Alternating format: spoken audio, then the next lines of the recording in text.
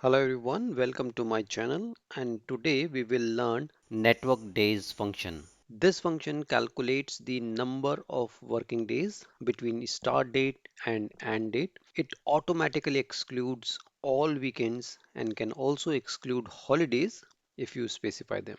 To count the working days between start date, which is 1st Feb 25, and the end date, which is 28th Feb 25, type equals to network days, opening parenthesis, select the start date, comma, select the end date, closing parenthesis, and press enter.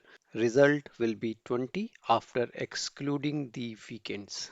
Now suppose there are holidays on 4th Feb 25 and 19th Feb 2025. So we have list them in a separate sheet.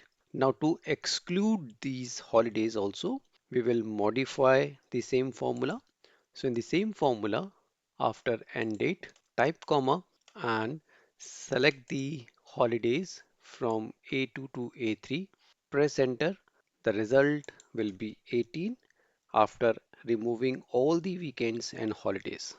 If you need a custom weekend, for example, to exclude only Sunday as a weekend, type equals to networkdays.intl, opening parenthesis. Now select the start date, comma, select the end date, comma. Now select 11 to mark Sunday as a weekend, closing parenthesis and press enter. The result is 24 because only Sundays are excluded as a weekend. To exclude both Sundays as weekend and holidays, we will modify the formula. So after the third parameter weekend, type comma and select the holiday list A2 to A3. Press enter.